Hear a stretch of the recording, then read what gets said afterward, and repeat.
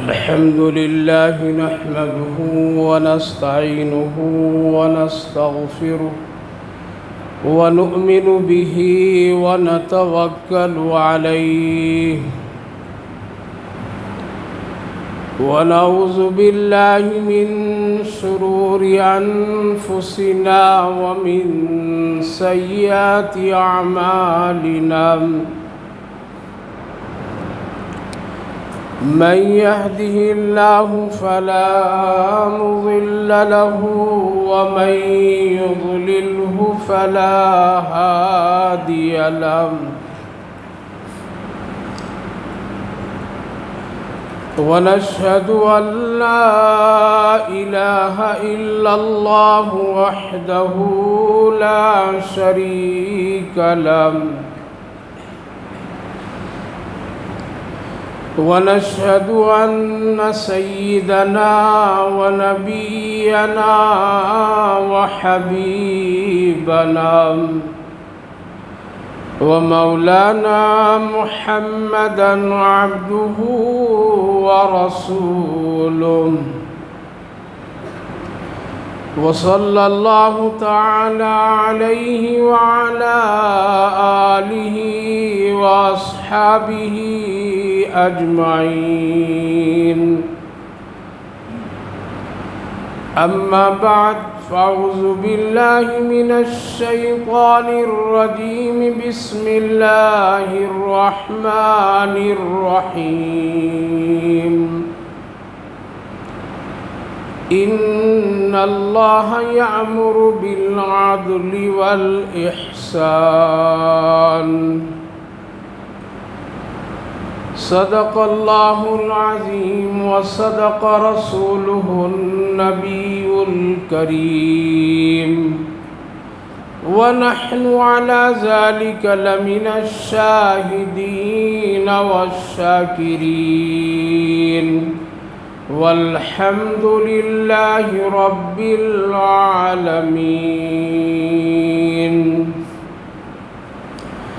قابل قدر بزرگوں اور دوستوں، اللہ رب العالمین کا شکر، اس کا احسان کہ اللہ تعالیٰ نے ہم سبوں کو نماز جمعہ ادا کرنے کی غرض سے پہلے پہل آنے کی توفیق مرحمت فرمائی ہے۔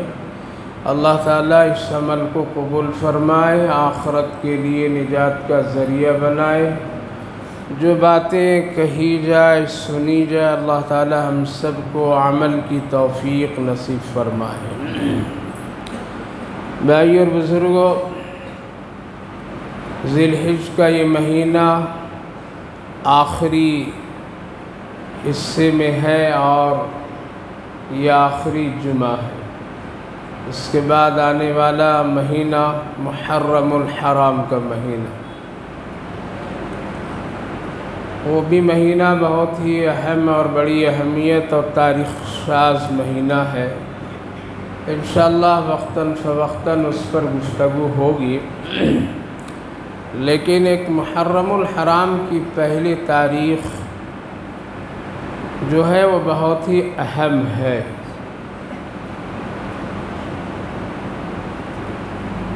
اور ایک بہت ہی اہم اور عظیم شخصیت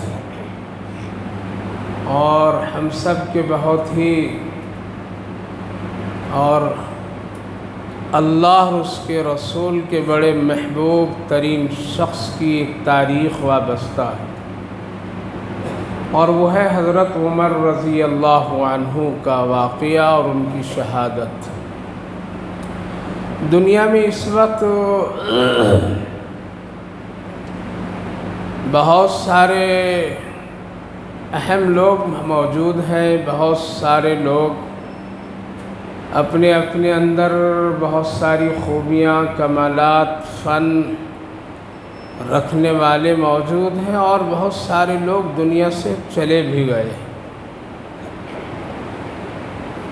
اور اپنے اپنے حالات اور اپنے اپنے کام اور اپنی محنت اس دنیا میں کر کے چلے گئے، بتا کر کے چلے گئے۔ ایک سے ایک لوگ آئے اور اللہ نے ایک سے ایک کو پیدا کیا، لیکن جو خوبی اور جو مثال اللہ تعالیٰ نے حضرت امیر المومنین حضرت عمر فاروق رضی اللہ عنہ کو عطا فرمایا، آج تک کی ایسی شخصیت اور ایسا لیڈر، ایسا حکمراں، حکومت چلانے والا نہ آیا ہے اور نہ آ سکتا ہے۔ اس پر لوگوں کا اتفاق ہے کہ اللہ تعالیٰ نے جو خوبی اور جو کمالات حضرت عمر رضی اللہ عنہ کو اللہ نے عطا فرمایا، اس کے بعد پھر کسی کو بھی نہیں۔ اسی لیے ہم سب کے آقا نبی کریم علیہ الصلاۃ والسلام کا ایک حدیث پاک اور وہ جملہ، لو کان نبی، اگر میرے بعد کوئی نبی ہوتا تو پھر وہ عمر ہوتا۔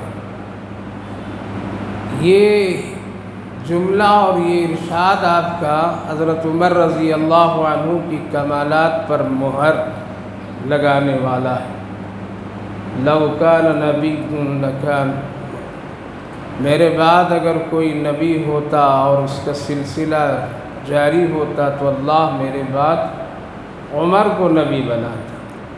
اور ہم اور آپ جانتے ہیں کہ اللہ کے بعد اگر کسی کا مقام اور رتبہ ہے تو وہ نبیوں کا ہے۔ لو کان نبی بعد، اس سے یہ پتہ چلتا ہے میرے بھائیو بزرگوں کہ اللہ نے حضرت عمر رضی اللہ عنہ کو اسی لیے خاص کر چن کر کے رسول اللہ صلی اللہ علیہ وسلم کی غلامی میں اور آپ کی اتباع میں اور آپ کی صحبت میں ان کو دیا تھا۔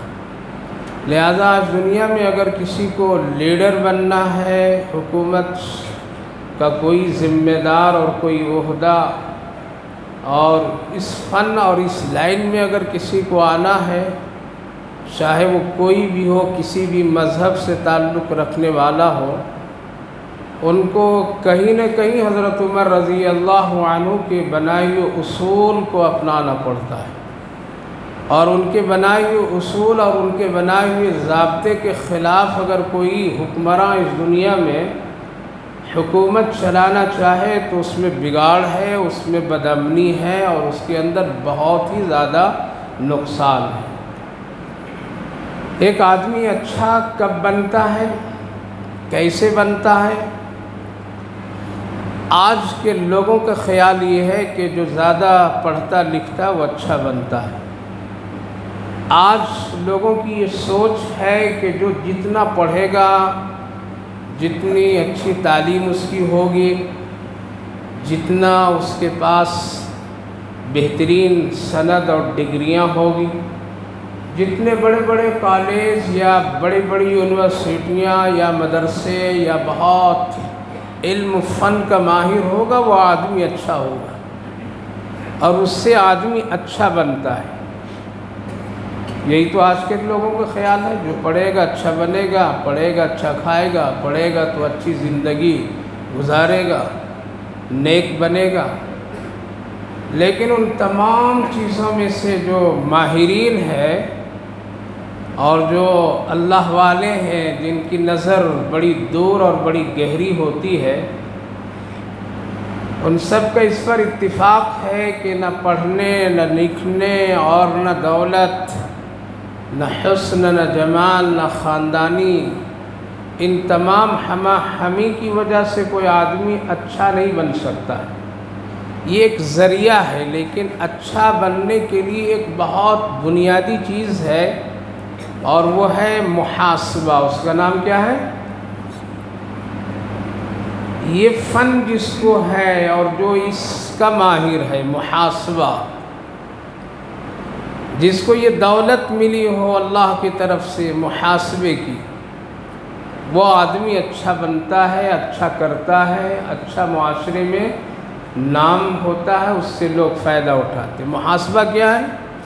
یہ کسی اسکول کا سبجیکٹ اور کسی کالج کا ایک عنوان نہیں ہے۔ آپ جا کر کے بڑے بڑے پڑھے لکھے لوگوں سے جا پوچھیں محاسبہ بتائیے کیا ہے، آپ کے اسکول میں اس کی تعلیم ہوتی ہے، آپ کے کالج میں محاسبے کی کوئی ہے سسٹم، کوئی نصاب، کوئی نہیں بولے۔ محاسبہ کہتے ہیں کہ اپنے آپ کا حساب خود لینا، کیا کرنا؟ اپنی اچھائی، اپنی برائی، اپنی زندگی روزمرہ کا حساب خود لینا، خود لینا۔ ہم کتنا اچھا کیے اپنا حساب، ہم کتنا برا کیے اپنا حساب، ہم کیا کر رہے اپنا حساب، ہم کو کیا کرنا ہے اپنا حساب، ہم جو کر رہے ہیں اس سے ہمارا فائدہ ہے یا نقصان اپنا حساب، ہم جو کر رہے ہیں اس سے دوسروں کو فائدہ ہوگا یا نقصان ہوگا، اس کو کیا کہتے ہیں؟ محاسبہ۔ یہ فن اور یہ چیز، یہ دولت اگر ایک ان پڑھ جس کو کوئی علم نہیں ہے، اگر وہ بھی اپنے لیے اس کو اختیار کرتا ہے تو وہ بہت اچھا آدمی بن سکتا ہے۔ اور ایک آدمی بہت پڑھا لکھا عالم، مفتی، محدث، مفسر، پیر، مرشد سب ہے، لیکن اگر وہ اپنا محاسبہ نہیں کرتا ہے تو اچھا کبھی نہیں بن سکتا۔ اپنی غلطیوں پر وہ اگر خود نظر نہیں رکھتا ہے تو وہ آدمی اپنی اصلاح کبھی بھی نہیں کر سکتا ہے۔ اپنی نیکیوں کے کاموں پر اگر اس کا خیال اور اس کا حساب اور کتاب نہیں تو وہ نیکی کے کام بھی ٹھیک سے نہیں کر سکتا ہے۔ اگر وہ کسی ذمہ داری پر فائز ہے، کسی عہدے پر فائز ہے، اور اگر وہ اپنا محاسبہ نہیں کرتا ہے تو وہ اچھا کام اس عہدے پر نہیں کر سکتا ہے۔ اسی لیے حضرت امیر المومنین عمر فاروق رضی اللہ عنہ سے کسی نے پوچھا تھا، آپ اتنا اچھا کام کیسے کر لیتے ہیں؟ آپ کی بات کہیں بگڑتی نہیں ہے، آپ جو کہتے ہیں بالکل صحیح اور 100% صحیح کہتے ہیں، آپ کسی چیز میں جلدی کوئی غلطی نہیں کرتے۔ جواب کیا دیا؟ یہ نہیں کہا کہ میں رسول اللہ کا خلیفہ ہوں، یہ نہیں کہا کہ میرے ایمان اور اسلام کے لیے خود رسول اللہ نے ہاتھ اٹھا کر کے دعا مانگی تھی، یہ نہیں کہا کہ میرا تعلق بہت زیادہ نبی کریم علیہ السلام سے ہے اور میں دوسرا خلیفہ ہوں، یہ نہیں کہا کہ میری رائے پر اللہ آیتوں کو اتارا، حسب، نسب، علم، کمال کچھ نہیں، بلکہ کیا فرمایا؟ میں خود اپنا حساب اور محاسبہ کیا کرتا ہوں، خود کرتا ہوں میں کیا صحیح کر رہا ہوں، اور اگر مجھ سے اس بات سمجھ میں نہیں آتا ہے تو دوسروں سے بھی میں پوچھتا ہوں۔ کس سے؟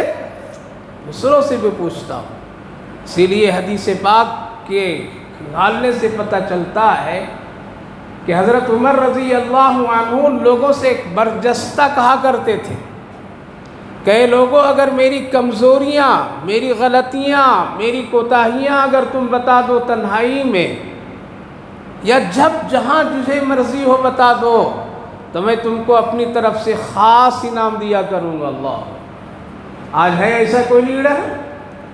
ہے ایسا کوئی ذمہ دار؟ ہے ایسا کوئی عہدے کی کرسی پر بیٹھنے والا کہ وہ یہ کہے کہ ہماری کمزوریاں تو برسر عام بتا دو، ہم تجھے انعام دیں گے؟ ہے آج کوئی ایسی گفتگو اور ایسا سوچ، ایسے خیال رکھنے والا کہ ہم سے اگر کوئی غلطی ہو جائے تو میری تم اصلاح برجستہ کر دینا، ہم ناراض نہیں ہوں گے، ہم تجھے کوئی سزا نہیں دیں گے، ہم تم سے کوئی قطع تعلق نہیں کریں گے؟ کہا کرتے تھے کہ لوگو، اگر مجھ سے کوئی غلطی ہو جائے، میری کوئی کمزوری تجھے نظر آ جائے، ہمارے فیصلے میں کوئی اونچ نیچ کی کیفیت ہو جائے، قرآن اور حدیث، اللہ اس کے رسول کے خلاف میری رائے کہیں ٹکرا جائے، تو ہماری غلطیوں اور کمزوریوں پر تو میری اصلاح کر دینا، تنبیہ کر دینا، ہم تجھے خاص انعام دیں گے۔ آج ایسا ہے کوئی؟ اگر عالم صاحب کہیں گے تو چھٹی لوگ کر دیں گے، امام صاحب کہیں گے تو چھٹی کر دیں گے،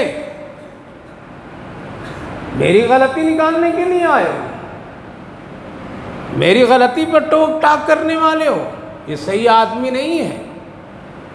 کوئی آدمی اگر اصلاح کر دیا کسی کو تو ناراض ہو جاتا ہے، اسی لیے تو آج اصلاح ہو نہیں رہی، اسی لیے آج اچھائیاں نہیں پیدا ہو رہی ہیں، اس لیے انسان اچھا نہیں بن رہا ہے، اس لیے اس کے خیالات اچھے نہیں آ رہے ہیں۔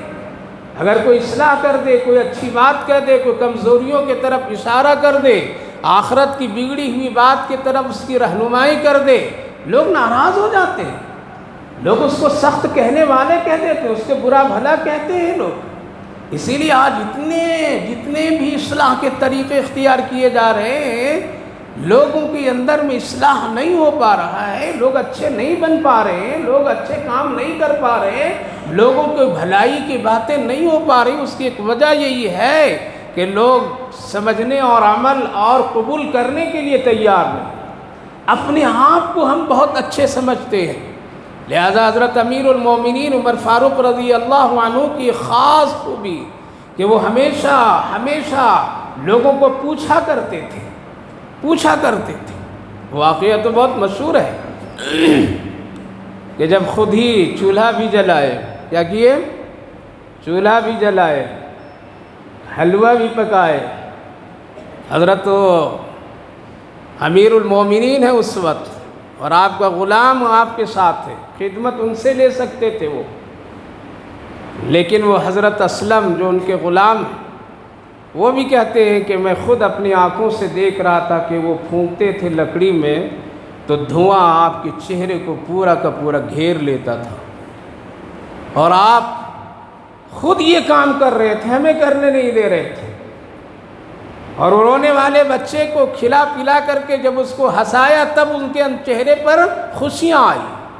اور پھر عورت سے تفصیل واقعہ ہے، میں یہ بتلانا چاہتا ہوں کہ آج لوگ اپنی اصلاح نہیں چاہتے، قبول نہیں کرتے ہیں بات بڑوں کی، یا چھوٹے اگر کوئی بات اشارہ کر دے تو اس کو بھی نہیں قبول کرنا چاہتے۔ کھلا پلا کر کے اس عورت سے کہتے ہیں میرے حق میں دعا کرنا، کیا کہنا؟ میرے حق میں دعا کرنا۔ کیا دعا دیتی ہوں عورت؟ ٹھیک ہے میں دعا کرتی ہوں، آپ بڑے اچھے انسان ہیں، اللہ عمر کو ہٹا کر کے عمر کی جگہ پر تجھے امیر المومنین بنا دے۔ یہ کون دعا دے رہی ہے؟ وہ عورت دعا دے رہی ہے، کس کے سامنے دعا دے رہی ہے؟ اسی عمر کے سامنے دعا دے رہی ہے۔ آپ اچھے انسان ہیں، آپ بھلے انسان ہیں، آپ اس عہدے پر بیٹھنے والے ہیں اور بیٹھنے کے لائق ہیں جو رات کی تاریکیوں اور اندھیریوں میں غریبوں کا خیال رکھے، مجبوروں بے بسوں کا خیال رکھے، بھوکھوں کا خیال رکھے، رونے والے بچوں کو ہنسانے والا ہی عہدے پر بیٹھنے کے لائق ہے۔ اس لیے میرے بھائی تیرے حق میں دعا کرتی ہوں کہ اللہ عمر کو ہٹا کر کے عمر کی جگہ پر تجھے امیر المومنین بنا دے۔ حضرت عمر رضی اللہ عنہ مسکراتے ہیں لیکن کچھ بھی نہیں کہتے ہیں، ہم اور آپ ہوتے تو تھپڑ مار دیتے، اچھا اتنی محنت کی میرے حق میں بد دعا ہے، میرے حق میں بد دعا ہے، میرے خلاف بول دیا، میرے خلاف تقریر کر دیا، میرے خلاف بیان کر دیا، میرے خلاف اس نے ایسا کہہ دیا۔ جب تک کہ یہ خیال رہے گا دل و دماغ میں، یہ کیڑے جب تک ابلتے رہیں گے، یاد رکھیے کبھی بھی آپ کی اصلاح نہیں ہوگی، کبھی بھی ہم اور آپ ٹھیک نہیں ہو سکتے ہیں، کبھی بھی ہم اور آپ اپنے لیے آخرت کو صحیح نہیں کر سکتے ہیں۔ قبول کرنے کی صلاحیت ہونی چاہیے۔ مسکرائے اور کہنے لگے کہ صبح آؤ گے نہیں جب وہاں پہ تو عمر سے تیری ملاقات میں کرا دیتا ہوں، آ جانا۔ یہ ہے محاسبہ، اپنا حساب کتاب۔ صبح اٹھیے تو حساب کتاب اپنا پہلے کیجئے، بعد میں دکانوں کے حساب کتاب کیجئے گا۔ صبح اٹھیے تو پہلے اپنا حساب کتاب کیجئے، بعد میں موبائلوں کو دیکھا کیجئے، کیا آیا ہے کیا گیا ہے وہ بعد میں موبائل کو دیکھنا، پہلے اپنے اٹھ کر کے دیکھو کہ رات کے سونے کی حالت میں ایمان برقرار ہے یا نہیں ہے۔ اب اٹھ کر کے جاؤں گا دکان میں، آفس میں، مکان میں، کہاں بھی کیا کروں گا، کس کو ستاؤں گا، کیا نیکی کروں گا، محاسبہ کیجئے۔ جب محاسبہ کریں گے تو دین کے کام بھی ٹھیک ہوگا، رات کے کام بھی ٹھیک ہوگے۔ اپنا حساب لیجیے، ہم تو دوسروں کا حساب لینے کے لیے کھڑے ہیں، ہم دوسروں کی طرف نظریں اٹھانے والے، ہم دوسروں کے لیے ہزاروں برائیاں ڈھونڈنے والے بن گئے۔ اس لیے آج اصلاح نہیں ہے، اتنے بڑے بڑے جلسے، اتنے پروگرام، اتنے دینی کام، اتنی دینی کتابیں، اتنی دینی تحریکیں، اتنے علماء، اتنے لوگ، پھر بھی وہی ہے، جھوٹ اپنی جگہ برقرار، غیبت اپنی جگہ برقرار، دھوکہ فریب اپنی جگہ برقرار، ساری نافرمانی اپنی جگہ برقرار۔ وجہ اس کی ہے کہ ہم محاسبہ نہیں۔ تو حضرت عمر رضی اللہ عنہ کی خاص خوبی تھی خاص خوبی تھی کہ وہ اپنا محاسبہ روز کرتے تھے۔ اسی لیے اللہ والے فرماتے ہیں روز اپنا حساب کتاب کرتے رہو، اپنا محاسبہ روز کرتے رہو۔ جب تم اپنا محاسبہ کرو گے تو تم گناہ کم کرو گے، نیکی زیادہ کرو گے۔ بغیر حساب کتاب کی کوئی تجارت چلتی ہے؟ چلتی ہے؟ کوئی نہیں، چاہے چھوٹی تجارت ہو یا بڑی تجارت ہو، حساب کتاب ہے۔ کیوں؟ سے اندازہ ہوتا ہے کہ کتنا نفع کتنا نقصان، کیا کمایا کیا گوایا، کتنا آیا کتنا گیا، کس کو دینا کس سے لینا۔ اگر یہ حساب کتاب کا سسٹم نہیں رکھ کر کے کوئی تاجر تجارت کرے تو وہ ہمیشہ نقصان میں ہوگا، خسارے میں ہوگا، اس کا کوئی سسٹم نہیں ہوگا۔ لہذا چھوٹی سی تجارت ہو یا بڑی تجارت ہو، دنیا کا کوئی چھوٹا کام ہو یا بڑا کام ہو، ہم اور آپ کیا کرتے ہیں؟ حساب کتاب کرتے ہیں، تب ہماری تجارت ٹھیک ہوتی ہے، ہمارا گھر ٹھیک ہوتا ہے، ہمارا لین دین ٹھیک ہوتا ہے۔ تو گناہوں میں نیکیوں میں بھی محاسبہ کیجیے۔ تو حضرت عمر رضی اللہ عنہ کہتے ہیں کہ میں خود اپنا محاسبہ کیا کرتا ہوں، اگر کمی نظر آتی ہے تو اصلاح کر لیتا ہوں، اگر ٹھیک ٹھاک کوئی چیز ہوتی ہے تو اللہ کا شکر ادا کر لیتا ہوں۔ محاسبہ، تبھی تو یہی محاسبہ ہے کہ بیٹھے بیٹھے ایک مرتبہ خیال آیا حضرت عمر رضی اللہ عنہ کو، دوپہر کا چاش کی نماز پڑھ کر کے وہ بیٹھے ہیں اور ایک خیال آیا، عمر کتنا بڑا آدمی تو ہو گیا، کتنا بڑا آدمی ہو گیا، دیکھو کتنا ملک فتح ہو رہے ہیں، آدھی دنیا پر تیرا نام چرچا، حکومتیں، خزانے کے خزانے، مال غنیمت خوب آ رہے ہیں، بہت بڑا آدمی ہو گیا۔ یہ سوچنا تھا، محاسبہ فوراً کرتے ہیں۔ اور کیسے محاسبہ کرتے ہیں؟ بند کمرے میں نہیں، فوراً منادی کو بلایا کہ مدینے کے لوگوں کو بلاؤ مسجد میں، بڑی ضروری بات کرنی ہے، بہت اہم بات کرنی ہے، بلاؤ جلدی۔ منادی نے پکارا اور پکار کر کے سب کو جمع کیا، سب آئے، مسجد نبوی بھر گئی۔ ایک آواز میں صحابہ آ گئے، کیا حکم ہے امیر المومنین کا؟ کون سی خاص بات کرنے والے ہیں امیر المومنین؟ کون سی پیغام دینے والے ہیں؟ سب آ گئے، کام چھوڑ کر کے گھر سے نکل کر کے آ گئے، مسجد نبوی کھچا کھچ بھر گئی۔ آپ بیٹھیں، خطبہ مختصر پڑھے اور کہنے لگے، دیکھو اس عمر کو، یہ عمر وہ عمر ہے جو کل کبھی اونٹ چراتا تھا اور چرا کر کے ٹھیک سے گھر نہیں لے جاتا تھا تو عمر کے والد خطاب بہت ڈانٹا کرتے تھے۔ یہ ہے وہ عمر، دیکھو ذرا اس عمر کو، یہ عمر ہے، وہ عمر ہے جو اپنی خالہ کی بکریاں چرانے کے لیے مزدوری پر لے جاتا تھا اور چرا کر کے ٹھیک سے نہیں لاتا تھا تو میری خالہ مجھے ڈانٹا کرتی تھی اور اجرت بھی ٹھیک سے نہیں دیتی تھی۔ یہ دیکھو اس عمر کو دیکھو۔ ارے یہ عمر بیٹھ کر کے تیرے سامنے اس کچھ بات کہہ رہا ہے کہ جو جس کے گھر میں کھانا نہیں تو ماں چمڑے کی ابال کر کے پانی عمر کو پلاتی تھی، اس کا بیٹا یہاں بیٹھا ہوا ہے۔ وَمَا عَلَيْنَا إِلَّا الْبَلَاغُ، جاؤ میرے بھائیو اپنا اپنا کام میں چلے جاؤ۔ اتنے سے خطبہ دی ہے، اتنے سے جاؤ اپنے اپنے کام کرو۔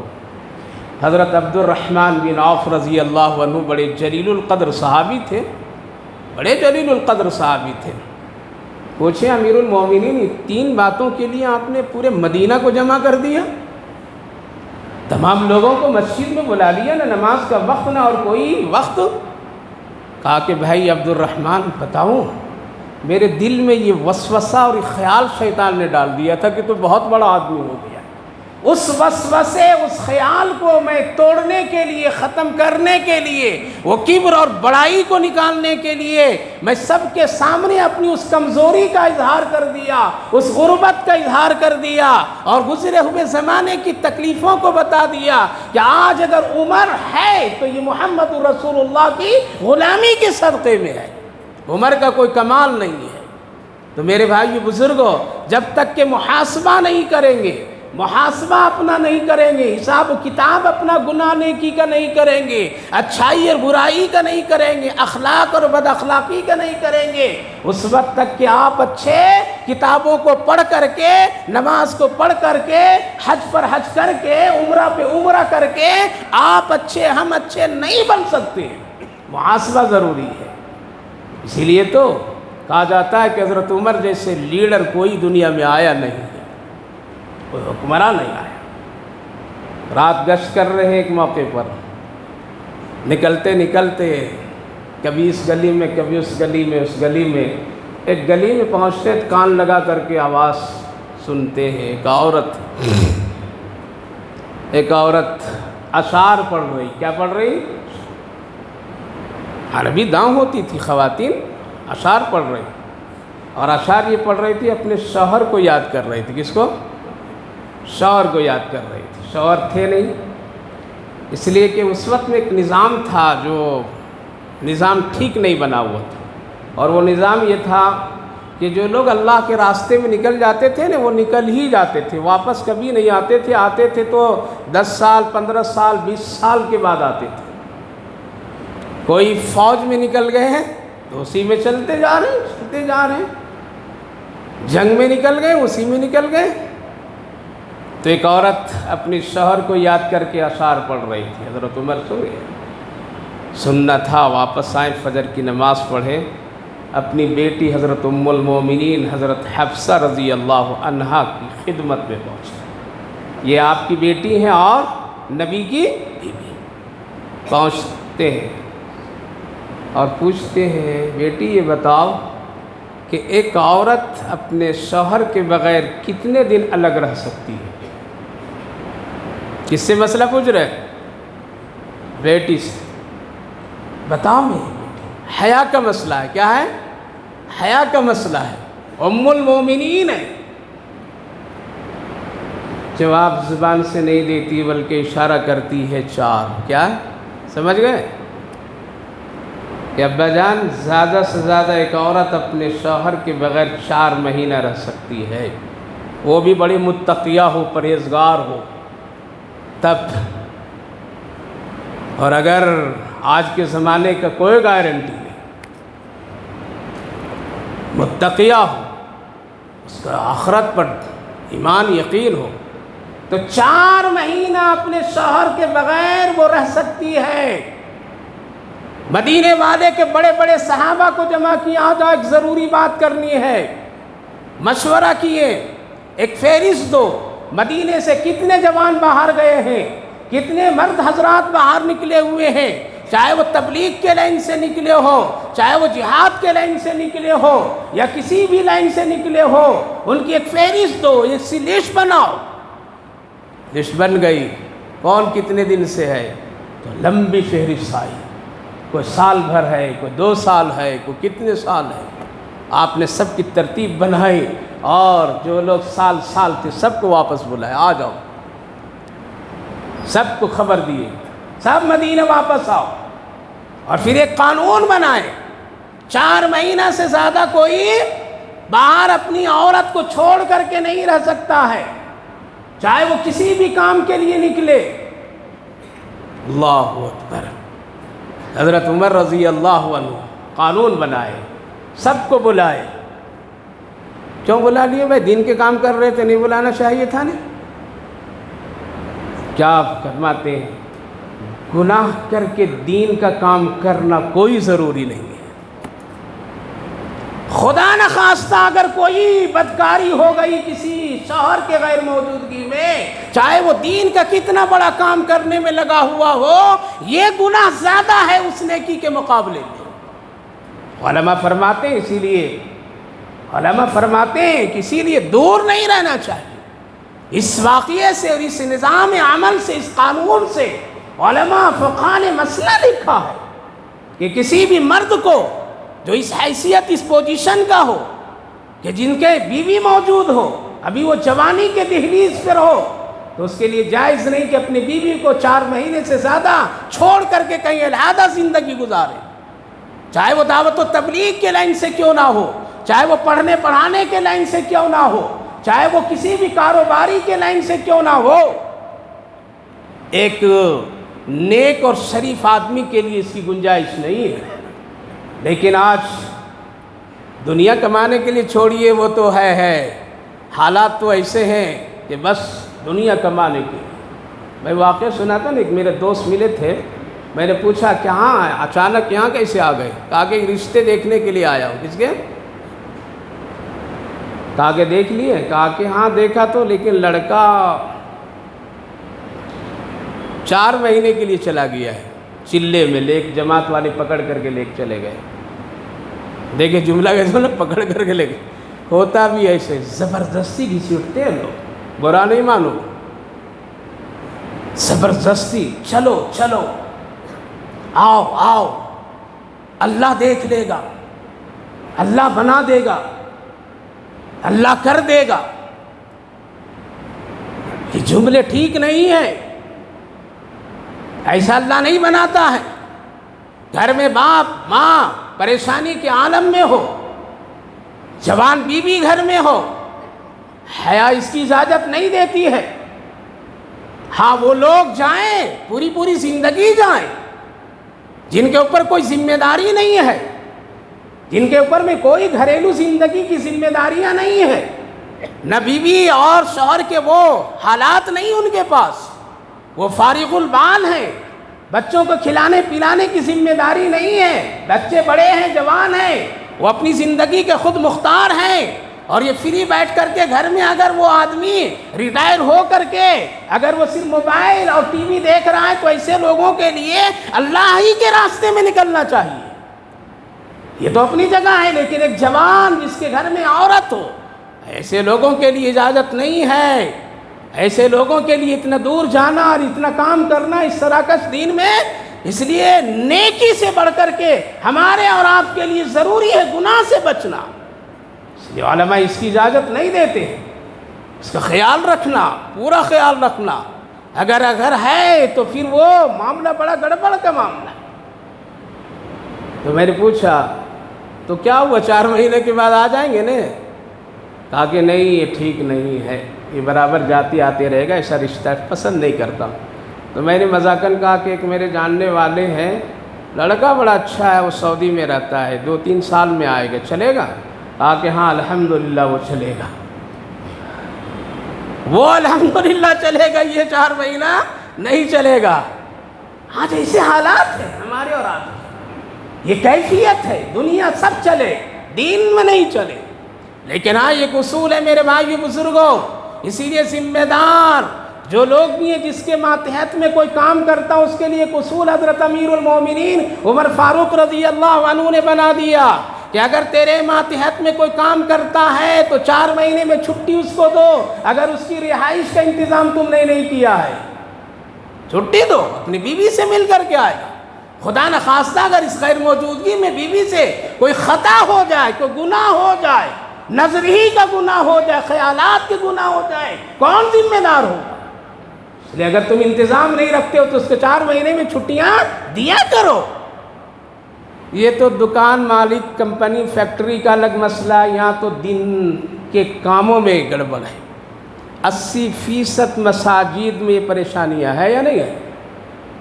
80% مسجدوں میں امام مؤذن جہاں ان کے گھر بار کا انتظام نہیں ہے، لوگ چھٹیاں نہیں دیتے، گھر بھی ٹھیک سے رہنے کے لیے نہیں دیتے، کمرے کا بھی ٹھیک انتظام نہیں کر دیتے، بیوی بچوں کے ساتھ رہنے کا کوئی سسٹم نہیں بناتے۔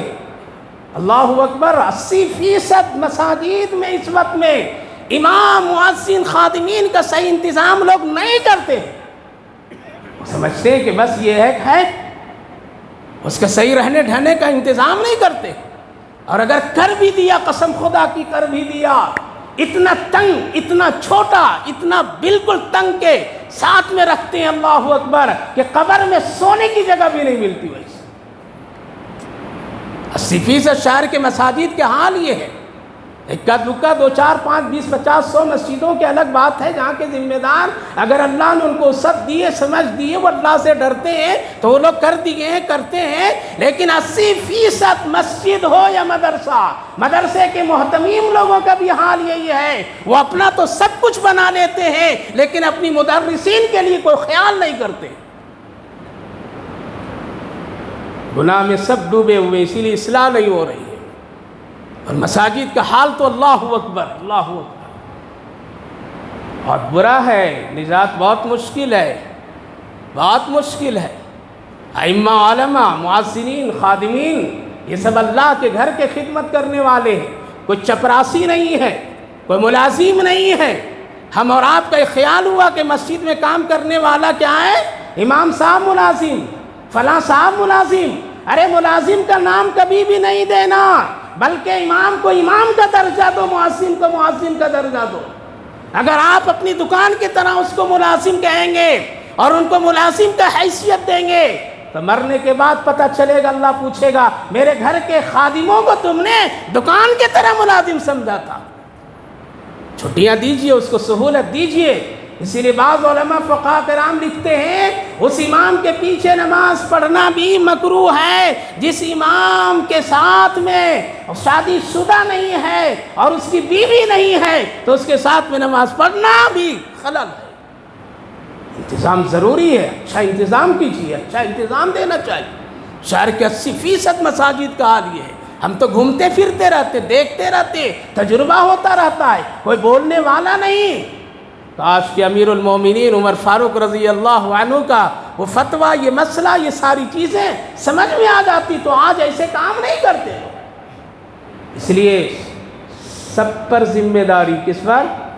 سب پر ذمہ داری۔ اس لیے جو حضرات دین کی خدمت میں لگے ہیں وہ بھی اس پر احتیاط کریں، کسی جوان کو اس طرح سے نہیں اور نہ کسی کو اس طرح سے مجبور کرے جس سے اس کے گھر میں اور اس کے گھر والوں کو پریشانی آ جائے اور کہیں آپ اس گناہ میں مبتلا ہو جائے۔ اسی لیے فرمایا حضرت امیر المومنین اس وقت میں اسلام پھیلنے کا وقت تھا، جہاد کا وقت تھا، لیکن سب کو بلا لیتے ہیں۔ یہ ہے وہ لیڈر، یہ ہے وہ امیر المومنین کا کارنامہ، یہ ہے وہ کردار اور یہ ہے ان کا معاملہ میرے بھائیو بزرگوں کہ وہ سب کا برابر خیال رکھتے تھے۔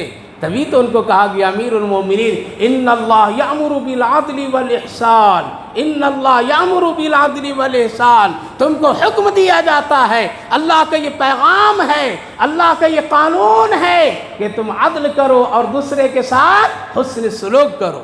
حضرت عمر رضی اللہ عنہ کے بارے میں کہا جاتا ہے یہ آیت ان کے لیے پوری کی پوری فٹ آتی تھی۔ کیا ہے؟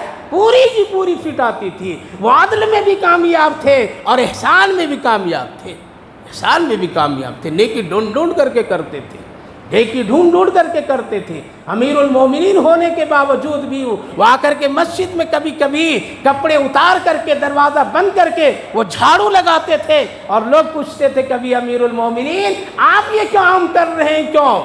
کہا کہ دل کو صاف کر رہا ہوں۔ کس کو؟ دل کو صاف کر رہا ہوں۔ کیوں؟ ساری گندگیاں یہیں میں آتی ہے تو جھاڑو دینے سے دل صاف ہوتا ہے۔ تکبر جب مٹے گے تبھی صفائی ہو۔ یہاں جھاڑو دیجئے، دل یہاں صاف ہوگا۔ اس لیے میں یہ جھاڑو دیتا، مجھے کرنے دو، مجھے کرنے دو۔ میرے بھائیو بزرگو ان اللہ یامر بالعدل والاحسان، خوش نہ رہیے، خوش فہمی میں نہ رہیے، ہم بہت اچھا کر رہے ہیں، محاسبہ کرتے رہیے، اپنے گناہوں کو ڈھونڈتے رہیے، لوگوں سے کبھی خیر خواہی سے پوچھتے رہیے بھائی یہ ٹھیک کر رہا ہوں یا نہیں کر رہا ہوں۔ اور پھر ہماری اور آپ کی عادت ہے تو بھی حاجی میں بھی حاجی، تو بھی ٹھیک میں بھی ٹھیک، تو بھی ٹھیک ہے ماشاءاللہ اچھا کر رہا ہے۔ کیوں؟ ایک ہی دسترخوان پر ولیمہ لاؤن کا کھانے والے ہیں ہم لوگ، تو کہاں سے کہیں گے تو خراب کر رہا ہم خراب کر رہے ہیں؟ آج تیری باری کل میری بھی باری ہے، اس لیے اصلاح کیجیے۔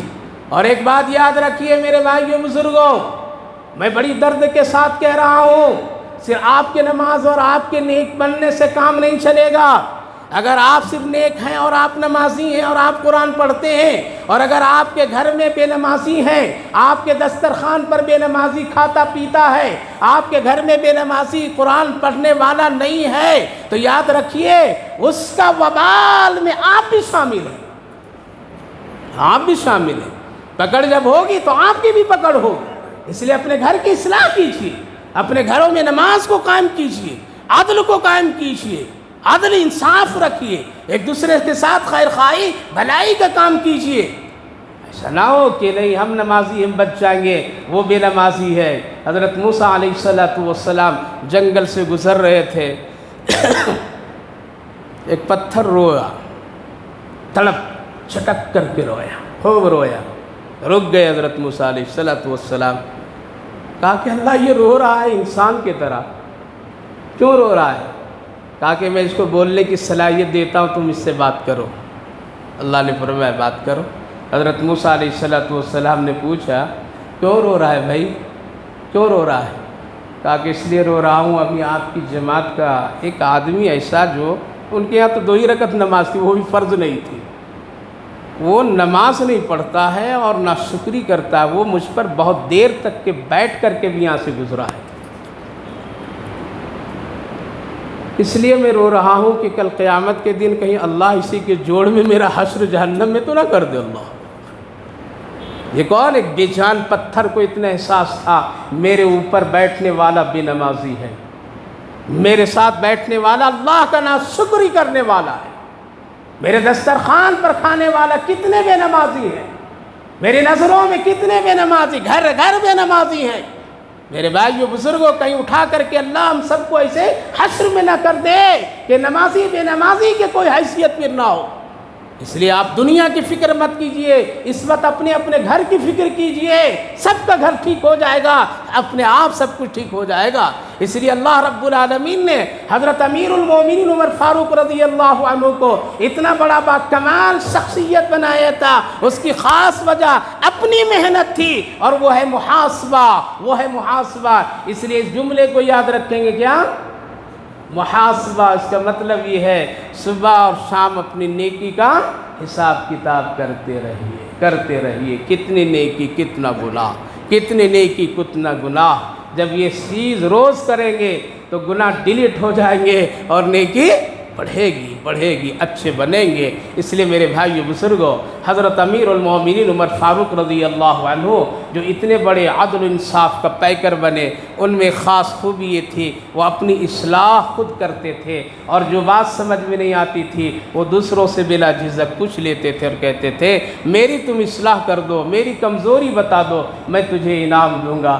ہم اور آپ بھی کوئی کسی آدمی کو اپنا رہنما بنا لیجئے، میری غلطیوں پر مجھے ٹوکیے، میری غلطیوں پر میری اصلاح کر دیجئے، ہم آپ کے لیے دعا کریں گے، آپ کے لیے دعا کریں۔ مت دعوت دو، مت اس کو پیسے دو، مت کچھ دو، لیکن اپنی اصلاح کرو، یہ تبھی اچھے بنیں گے، معاشرہ اچھا بنے گا، سب کچھ ٹھیک ہوگا، ورنہ پھر یہی بالکل ہم لوگ سمندر میں تیرتے تیرتے جہنم کے عمل میں چلے جائیں گے۔ اللہ ہماری بھی اور آپ سب کی حفاظت فرمائے۔